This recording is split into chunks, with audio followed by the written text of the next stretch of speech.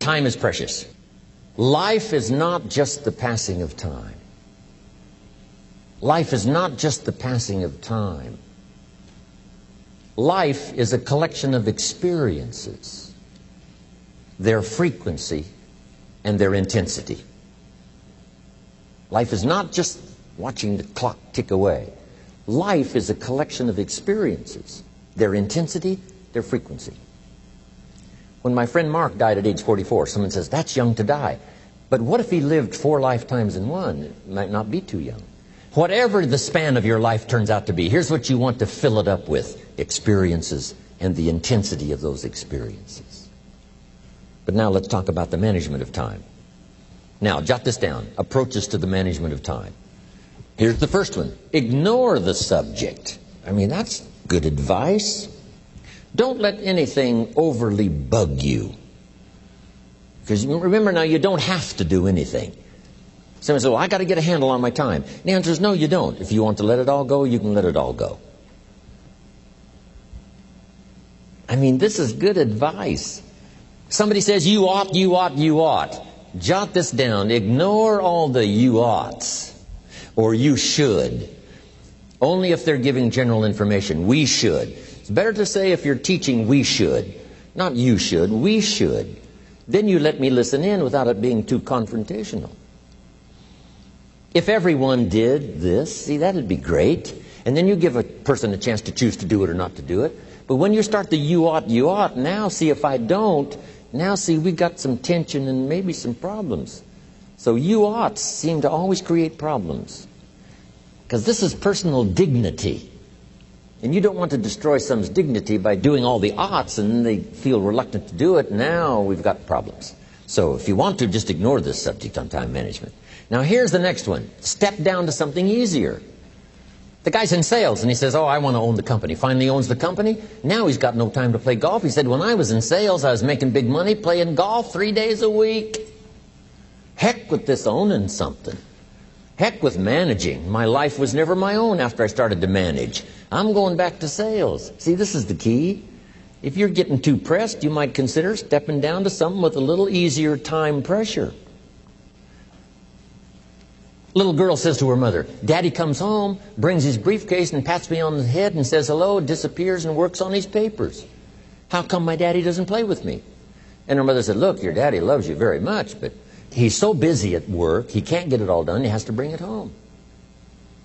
He loves you, but that's why he can't play with you. And the little girl said, why don't they just put him in a slower group? So, jot this down now. If you don't have time for your kids, you might consider joining a slower group. Remember when I said some things I went for cost me too much? So reconsider. Next key to time management. And that's work longer and harder. But see, there's a limit to that. I almost lost my health the first year. I went so crazy about personal development and achievement. I just went bonkers. You know, I told you I was skinny. By the end of that first year, I was a walking shadow. And then it suddenly occurred to me, what if I got rich and too ill to spend it? I mean, that was a shocker. So I started developing a little more reasonable.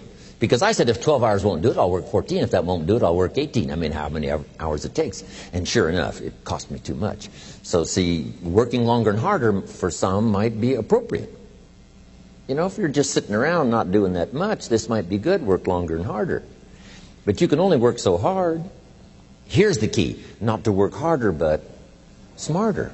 When you've worked as hard as you can, doing the best you can in terms of physical output in the time, reasonable time. Now here's the ultimate in the management of time, and that is you simply become more skillful. When I first got into sales, you know, I was around people that could get, 9 out of 10, 8 out of 10. And when I first started, I could only get 1 out of 10.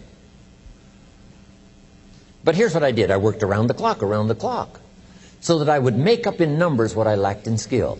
That's good in sales. You got to jot that down. When you're new, you make up in numbers what you lack in skill. Now, when you become more skillful, the numbers can go down because now your persuasive ability and all of that is now so high that you don't need to put as many numbers out.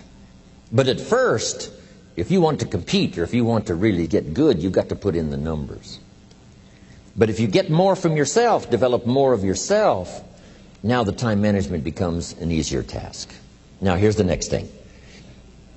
Either you run the project or it runs you. I've found out when you start something, at first you're in charge. All of a sudden, a year later, it's in charge.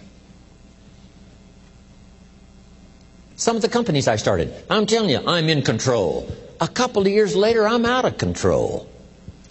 At first, I've got it on the run. 2 years later, it's got me on the run. Haven't got enough time. I'm dizzy with trying to get it all done. So here's part of the key, and that's to get in charge. It's easy to start something. First thing you know, you're out of control. It's in control. The enterprise you get started now runs you ragged. Because I did that when I had the whole 13 offices and the big entourage. I'm telling you, it was like short nights and long days and just sort of the never-ceasing demand for time and activity, which was fine. At that time in my life, it was fine, and created a lot of good results and laid some good foundation for a lot of future careers that came from those unique times. There's a pretty long list of people who were inspired by it and educated by it and participated in that program I had going. But then I rechanged the format to sort of rearrange my own life personally, which has paid off for me. Now I have a heavy workload, but if you finally get to the place where you have most everything done for you, I still farm in Idaho, but I'm what's known as a gentleman farmer. A gentleman farmer gives orders and other people do the work. It's different than being a farmer doing the work yourself.